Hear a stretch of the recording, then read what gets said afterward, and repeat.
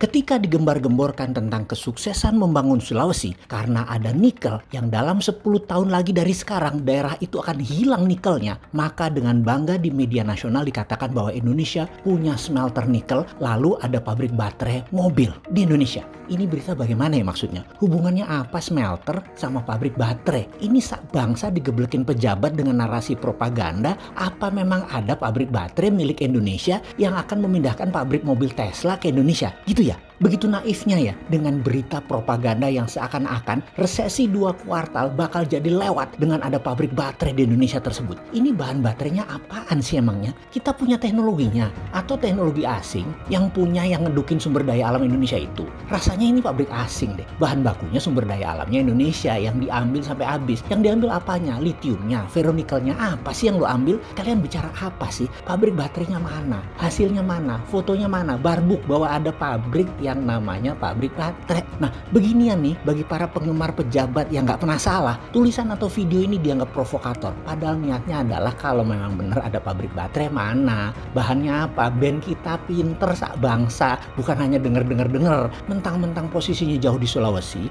lalu disuruh seluruh rakyat percaya gitu ada pabrik baterai gitu. Gini deh, pabrik smelter nikel ada, yang ngeduk tanah air yang ngerugiin petambang rakyat, iya itu ada, yang untung yang punya smelter yang mengendalikan harga biji nikel yang sekarang pada kaya semua itu, iya itu ada pabriknya. Perusahaan globalis yang punya Tiongkok yang dilindungi pemerintah mengambil sumber daya alam, iya itu ada. Pabrik baterainya mana? Bahan baterainya apa? Dibutuhin Tesla tuh baterai yang mana?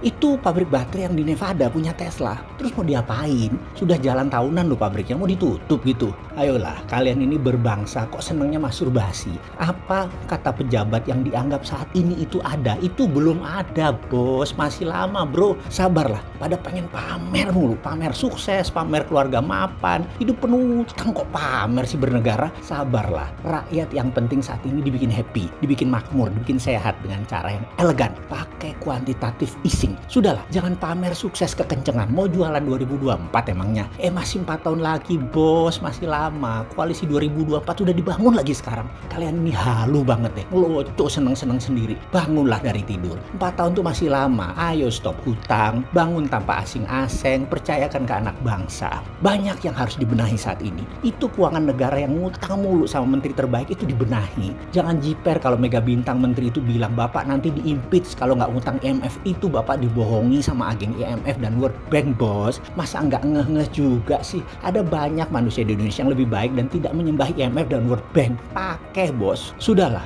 Atau begini, dia disuruh bayar hutang-hutang yang dia buat yang selamanya kan sudah jadi mega bintang. Kok saat ini hasil pajaknya kecil dan ditekan lagi pengusaha-pengusaha. Hutang-hutang terus dan tidak ada pertumbuhan GDP nasional yang signifikan. Dari 2014 GDP per kapita kita tuh $3.900. Sekarang baru sekitar 4.200-an. Kemana bintangnya dia? Jangan ditutupi, kalau nggak mampu ya ganti, ya reshuffle. Terus apakah APBN terlihat bagus? Enggak, Pak. Pertumbuhan GDP pakai hutang dan FDI itu semu mangkel. Saya ini lama-lama cemen banget bernegaranya. Kapan kita diskusi tentang bernegara tanpa pakai komunis Tiongkok dan tanpa pakai Amerika yang kampret itu? Terus lagi di media mainstream beritanya terlalu politik. Juga sebel sama kelompok-kelompok garis keras dan cara penanganan yang tidak elegan dari para pihak. Padahal saat ini rakyat lapar, bos. Ya, sudah gitu deh. Oke, lanjut. Sudah gitu pejabatnya nyambut lagi, ngimbangi lagi, lonte sana lonte sini, saling lonte-lontean.